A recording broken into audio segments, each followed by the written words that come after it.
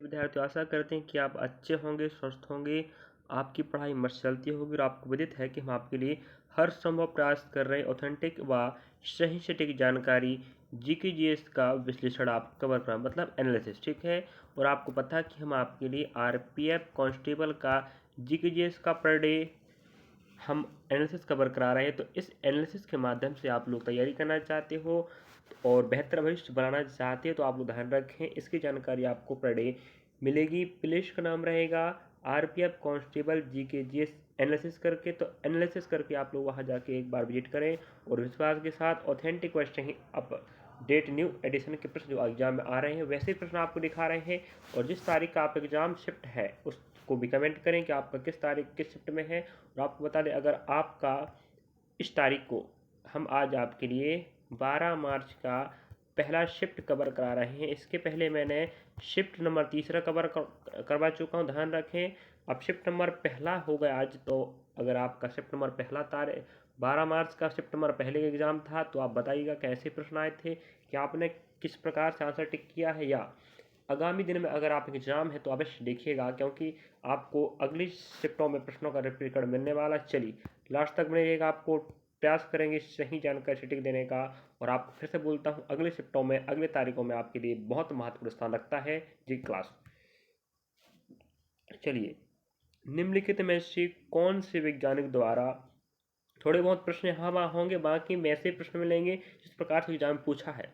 तो वही तो बोल रहे हैं, अगर जिन विद्यार्थी एग्जाम था उसके पास तैयार कर उससे पूछे कैसे प्रश्न आए थे। चलिए, रेडियोधर्मी तत्व रेडियम की खोज की, तो हमें बोल रहा है निम्न में से कौन से वैज्ञानिक द्वारा रेडियोधर्मी तत्व रेडियम की खोज की गई। ध्यान रख याद रखिएगा, मैडम क्यूरी और पीरे क्यूरी ने 21 दिसंबर 1898 में रेडियोधर्म तत्व रेडियम की खोज की थी। ये प्रश्न अनेकों भर्ती में पूछा जा चुका है और प्रश्नों का रिपीटीकरण होगा, ये बात हम आपको फिर से बोल देते हैं कि नहीं, तो याद रखिएगा। तो रेडियम तत्व की खोज जो प्रकार का क्या है, रेडियोधर्मी तत्व है, इसकी खोज मैडम क्यूरी और पीरे क्यूरी द्वारा किया गया था। और कई बार प्रश्न बोल देता कब किया गया, तो याद रखें 21 दिसंबर 1898 में किया गया था। और लास्ट तक बने रहेगा, भागना नहीं भाई। आईसीसी वुमेन टी20 वर्ल्ड कप 2024 किसने जीता, मतलब जो आईसीसी महिला टी20 वर्ल्ड कप 2024 किसने जीता।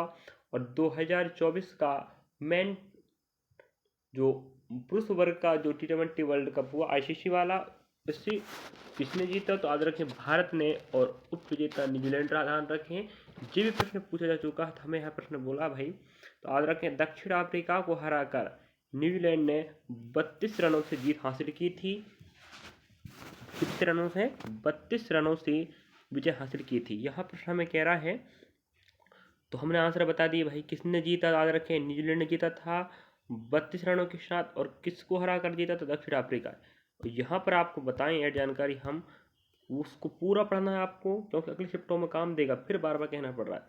2024 संयुक्त अरब अमीरात में 3 से 20 अक्टूबर तक खेला गया, ध्यान रखें। और ये 9 नंबर का संस्करण था। कई बार बोल देता है कि 2024 में कौन सा संस्करण हुआ था, याद रखें 9 नंबर का। और इसका जो होस्ट या देश है जहाँ पर आयोजन हुआ था वो क्या रहेगा आपका, संयुक्त अरब अमीरात। ये भी प्रश्न बनता है कि 2024 का टी20 वर्ल्ड कप वुमेन है कहाँ पर हुआ था, संयुक्त अरब अमीरात में। कब से कब खेला गया, 3 से 20 अक्टूबर के बीच में। संस्करण क्या था, 9वां था। किसने जीता, न्यूजीलैंड ने। किसने हारा, दक्षिण अफ्रीका। इस प्रकार से आपको पढ़ना है। फिर आपको हम दिखा रहे हैं, अगला पे देखिएगा, निम्नलिखित में से कौन सी नदी अरब सागर में जाके गिरती है, मिलती है। मैं आपको फिर से बता दूं, वही टॉपिक के प्रश्न रिपीट हो, ध्यान रखें। नदियों का प्रश्न आ रहा है, खेल का प्रश्न आ रहा है, वादन का प्रश्न आ रहा है, वादक का प्रश्न आ रहे हैं, है कि नहीं। भूगोल का प्रश्न आ रहा है, क्षेत्र पठार, कौन सा पठार, प्रायद्वीप पठार, मलाबार, कोरोमंडल तट। इस प्रकार से प्रश्नों का रिपीटीकरण हो रहा, ध्यान रखें। चलिए, हरित क्रांति का प्रश्न आ रहा है, जनगणना का प्रश्न आ रहा है, पंचवर्षीय योजना का प्रश्न आ रहा है, आपको याद रखना है ये बात। तो याद रखिएगा, निम्नलिखित में से कौन सी नदी अरब सागर मिलती है, तो आपको बता देते हैं। अरब सागर मिलने वाली नदी को नाम बता देते हैं, नर्मदा है, साबरमती है, लूनी है, माही है। समझे कि नहीं। इनमें से जो भी ऑप्शन दिया था आपका आंसर होगा। और मांडवी नदी भी है जो अरब सागर मिलती है। और आप देख पा रहे होंगे ताप्ती, तो आपका ऑप्शन में या तो भाई ताप्ती दिया होगा, माही दिया होगा, नर्मदा नदी, है कि नहीं। इनमें जो प्रसिद्ध नदी है इनकी बात करें, लूनी, ताप्ती, माही, नर्मदा, ये प्रमुख नदियां हैं जो अरब सागर में जाके मिलती हैं। अगली बार प्रश्न आपको बन जाएगा, बंगाल की खाड़ी में कौन कौन सी नदियाँ मिलती हैं कि नहीं। तो याद रखें, अभी हमने जो अरब सागर में मिलने वाली नदियों का नाम बताया है, उसी प्रकार आप बोलेंगे बंगाल की खाड़ी में कौन कौन सी नदी जाके मिलती है। याद रखें, गंगा, हुगली, पद्मा, ब्रह्मपुत्र, यमुना, बराक, सुरमा, मेघना, इरावती, गोदावरी, महानदी, ब्रह्मणी, वैतरणी, कृष्णा और कावेरी। इस प्रकार से आपको प्रश्न बनेगा और हम आपको फिर गणित देते हैं। कावेरी का प्रश्न पूछेगा, गोदावरी का पूछेगा, महानदी का पूछेगा, कृष्णा का पूछेगा, गंगा का पूछेगा और यमुना का पूछेगा। इनको तो पूछ ही लेगा, समझे ना। याद रखिएगा कि बंगाल की खाड़ी मिलने वाली नदियों के नाम हमने बताया है। और अपने दोस्तों के पास भी वीडियो शेयर करें जिससे वो भी पढ़ सकें, जिनका आगामी दिनों में एग्जाम है। अगर जिस विद्यार्थी का, आपका साथी का इस तारीख को इस शिफ्ट एग्जाम था जो हम कवर करा रहे हैं, तो उसके पास शेयर करें वीडियो। क्या उससे पूछिए ऐसे प्रश्न आए थे, उसको कहना होगा बिल्कुल सही कह रहे हैं आप। तो विश्वास के साथ आपको जानकारी हम पढ़ा रहे हैं। चलिए अगला प्रश्न आपके समक्ष है। जिस प्रकार का प्रश्न पूछा था, वेदों की ओर लौटो का नारा किसने दिया, ध्यान रखें। तो इस प्रश्न को अनेकों भर्ती में पूछा जा चुका है, जो हम एग्जाम आपको जीके जैसे कवर करा रहे हैं। ध्यान रखें, एनटीपीसी ग्रुप डी में भी आपका काम देने वाला है। और अन्य भर्ती परीक्षाओं, एएलपी की बात करें, जेई की बात करें, टेक्नीशियन की बात करें, सभी भर्ती परीक्षाओं में, रेलवे में काम देगा, एसएससी में भी काम देगा, बैंक में भी काम देगा और स्टेट लेवल एग्जाम में भी काम देगा। ध्यान रखें। चलिए, तो जीके जैसे भले हम आरपीएफ कांस्टेबल कवर करा रहे हैं, काम तो सभी जगह देने वाला है। चलिए, तो आंसर इसका सही हो जाएगा स्वामी दयानंद सरस्वती। याद रखें, तो स्वामी दयानंद सरस्वती ने, स्वामी विवेकानंद जी की बात नहीं हो रही है, स्वामी दयानंद सरस्वती जी ने क्या कहा था, वेदों की ओर लौटो। ठीक है। और ध्यान रखें, स्वामी दयानंद सरस्वती का जन्म 12 फरवरी 1824 को गुजरात के भारत में टंकारा नामक शहर में हुआ था। तो स्वामी दयानंद सरस्वती ने क्या कहा था, वेदों को लौटो। हमने जन्म स्थल बता चुके हैं। चलिए यहाँ पर आज जानकारी बताते, उन्होंने 7 अप्रैल 1875 को बॉम्बे में आर्य साम्राज्य स्थापना किया।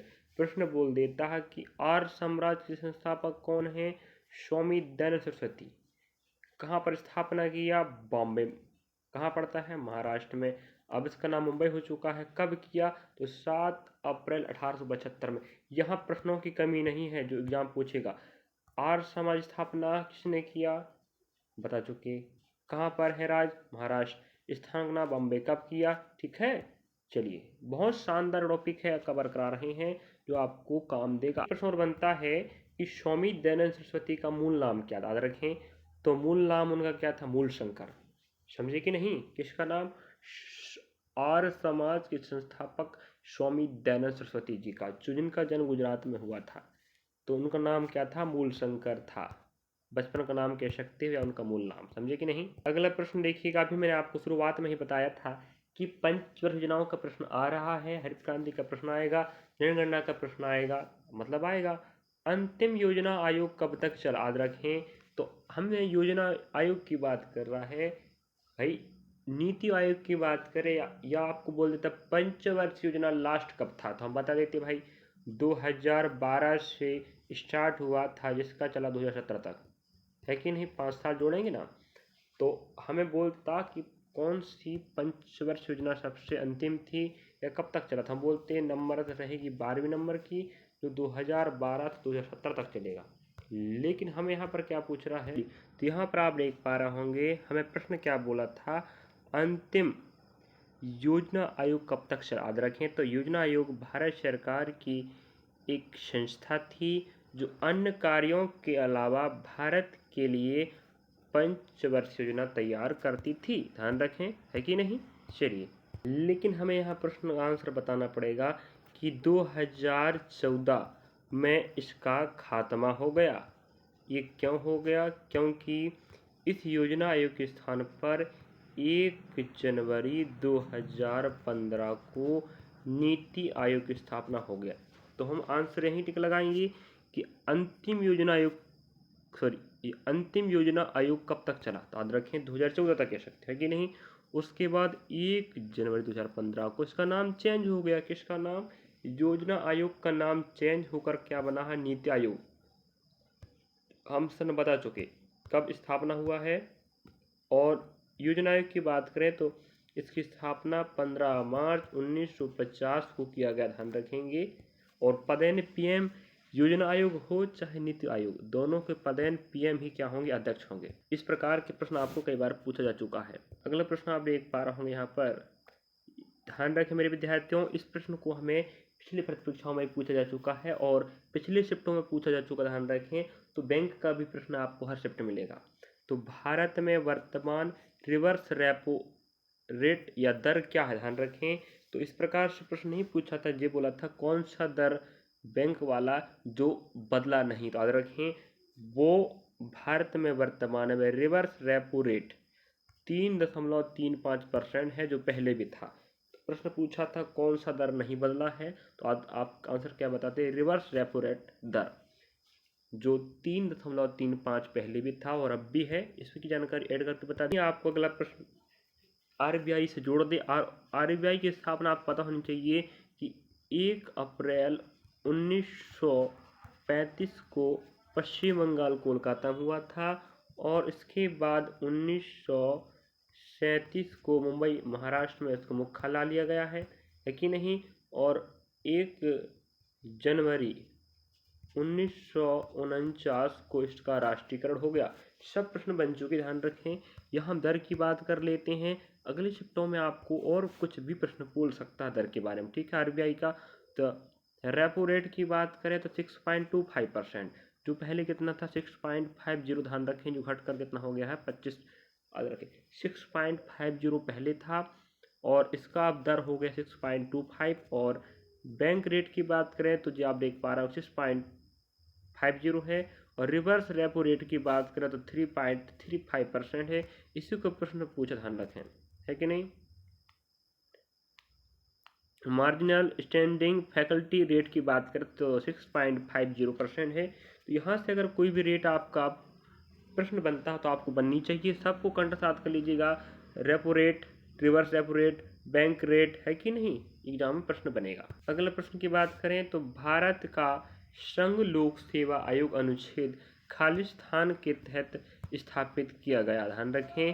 तो इस प्रश्न का आंसर क्या होगा, अनुच्छेद 315 के तहत संघ लोक सेवा आयोग की स्थापना किया, याद रखेंगे।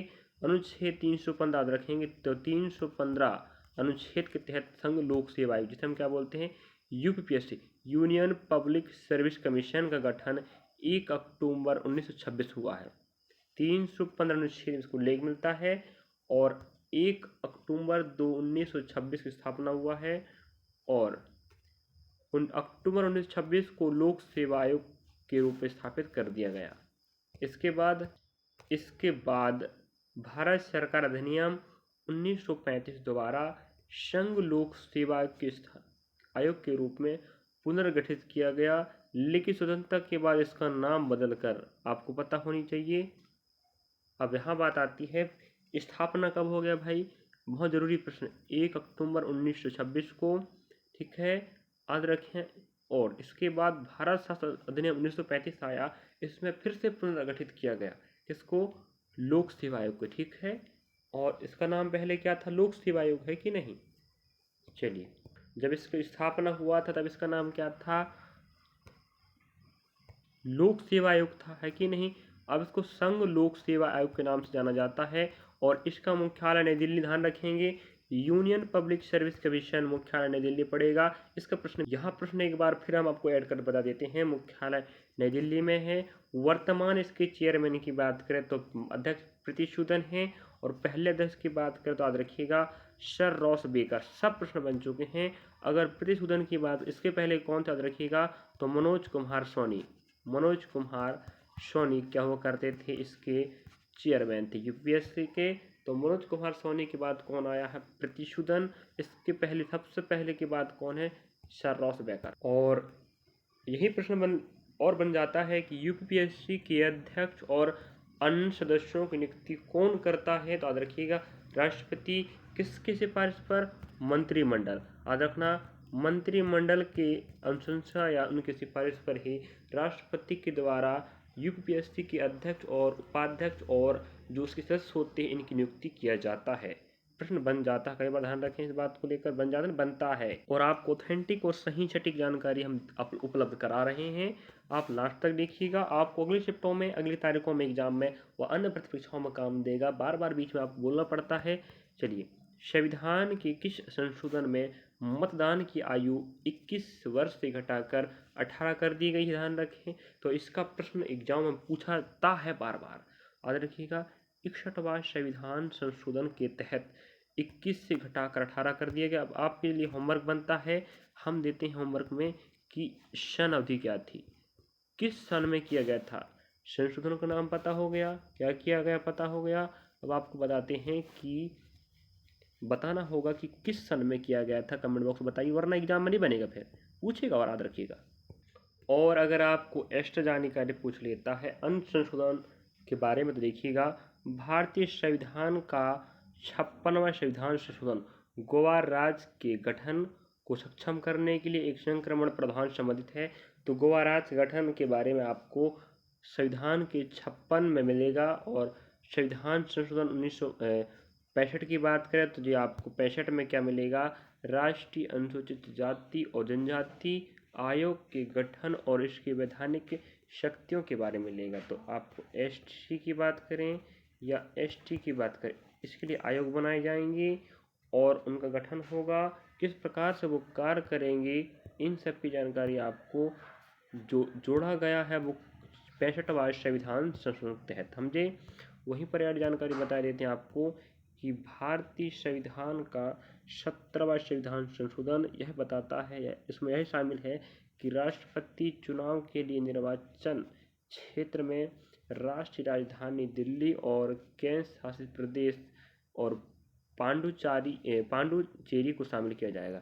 जब भी राष्ट्रपति को चुनाव होगा, ध्यान रखें, तो इसमें वही राज्य तो शामिल होंगे, साथ में आपको केंद्र शासित प्रदेश दिल्ली की बात करें और पांडुचेरी, इन दोनों केंद्र शासित प्रदेश के प्रतिनिधि भी शामिल हो सकते हैं। संशोधन अधिनियम 17वां कहता है, ध्यान रखें। ये प्रश्न फिर बनेगा, आपको पूछेगा। अगला प्रश्न देखिए किस प्रकार से पूछा था, राज्यसभा को केंद्र में जो कहा जाता है वह राज्य में क्या कहा जाता है। उसी प्रकार राज्य में किसको क्या कहा जाता है, ऐसे लिखा होगा, है कि नहीं। हम आपको व्याख्या सही समझा कि आप समझ सकते हो कि प्रश्न क्या पूछा होगा और आप किस प्रकार से आंसर दे सकते हो। तो राज्यसभा को भारतीय संसद का उच्च सदन और लोकसभा को निम्न सदन कहा जाता है। ये बात तो मैं पहले शिफ्टों में भी आपको कवर करवा चुका हूँ। राज्यसभा को स्थायी सदन भी कहते हैं और लोकसभा को अस्थायी कहते हैं। उसी प्रकार एक राज्य विधानमंडल में 2 सदन होते हैं जो निम्न शामिल है। जैसे बात करें, संसद के 3 अंग होते हैं, पहला राष्ट्रपति, है कि नहीं, फिर आपका राज्यसभा, फिर आपका क्या रहेगा, लोकसभा। तो वही तो बता रहे हैं, है कि नहीं आपको। हम कहते हैं राज्यसभा उच्च सदन और स्थायी सदन, लोकसभा निम्न सदन और अस्थायी सभा, आज रखिए। उसी प्रकार ये तो देश के बारे में होगा, उसी प्रकार राज्य विधानमंडल की बात करें, प्रकार हम बात कर रहे हैं, निचला सदन राज्य विधानसभा कहलाएगा, उच्च सदन राज्य परिषद या विधान परिषद या राज्य विधान परिषद के नाम से जाना जाता है। जैसे राज्यसभा लोकसभा, उसी प्रकार विधानसभा और विधान परिषद होता है। विधान परिषद आपका उच्च सदन कहलाता है, याद रखिएगा। और राज्य विधानसभा जिसे विधानसभा कहते हैं, जो क्या कहलाएगा आपका निम्न सदन। और आपको पहले ही बता चुके हैं 6 स्थानों पर क्या शामिल है आपका राज्य विधान परिषद, समझे कि नहीं। बाकी सब जगह तो आपको पता ही होगा कि विधानसभा है। विधानसभा आमतौर पर सभी राज्यों में उपस्थित है और आपको बता चुके हैं कि भारत में 6 स्थानों पर क्या है आपका राज्य विधान परिषद है, जिसे हम उच्च सदन कहते हैं राज्य के लेवल में। तो अनुच्छेद 169 में राज्य में विधान परिषद बनाने का क्या प्रावधान है। तो आपको पूछ लेता है आर्टिकल नंबर 169 में क्या है, तो क्या बोलेंगे, राज्य विधान परिषद। वह वहीं बोल देता है कि राज्य विधान परिषद बनाने का प्रावधान आर्टिकल नंबर कहाँ पर है, तो 169 याद रखिएगा। और संविधान के अनुच्छेद 171 के अंतर्गत किसी भी राज्य की विधान परिषद में राज्य विधानसभा के सदस्यों की कुल संख्या का 1/3 से अधिक और 40 से कम नहीं होंगे। मतलब जो विधान परिषद होगा इसके सदस्य कम से कम 40 होंगे, कम से कम 40 से कम नहीं होनी चाहिए कह रहा है। और इसके अधिकतम सदस्यों की बात करें तो जो राज्य का विधानसभा होता है उसके कुल का 1/3 जितना भी होगा, अगर एक्स टोटल है तो उसका 1/3 हिस्सा अधिकतम होनी चाहिए, ठीक है। और कम से कम तो 40 से कम नहीं होनी चाहिए सदस्य। और हम आपको बता देते हैं कि हम RRB की बात करें तो रेलवे रिक्वायरमेंट बोर्ड की बात करें तो हम रेलवे भर्ती परीक्षा की हम तैयारी करवा रहे हैं। एक तीर तीन शिकार हो रहा NTPC group D RPF constable. तो RPF का एग्ज़ाम तो चालू हो चुका है, अब आपके पास NTPC बचा और ग्रुप डी बचा। तो इनकी तैयारी करना चाहते तो आपको बता दें हम आपके लिए मैथ्स कवर कर रहे हैं, रीडिंग कवर हो रहा है और जीके जैसे कवर हो रहा है। जल्द आपके लिए साइंस भी कवर होगा ग्रुप डी के लिए। तो इस प्रकार से हम तैयारी चालू कर चुके हैं। आप जुड़ना चाहते हो, बिल्कुल फ्री ऑफ कॉस्ट चल रहा है और आपको ऑथेंटिक और सही जानकारी पढ़ाएंगे और पढ़ा रहे हैं जो एग्जाम में आ रहे हैं। पिछले भर्ती के प्रश्न हैं 2021, 22, 23, 24 में हुए हैं। तो 24-25 में जो एग्जाम हुआ है NTPC ALP का, तकनीशियन JEE का, RPF SI का और कांस्टेबल का, उसी को ध्यान में रखते आपको न्यू एडिशन या न्यू अपडेट के हिसाब से पढ़ाई चालू हो चुकी है और हम करा रहे हैं। आप देखना चाहते हो तो आपको बता देते हैं। तो रेलवे भर्ती परीक्षा 2025-26 PYQ classes NTPC group D RPF constable करके प्ले लिस्ट डला, वहाँ जाकर देख सकते हैं, समझे। चलिए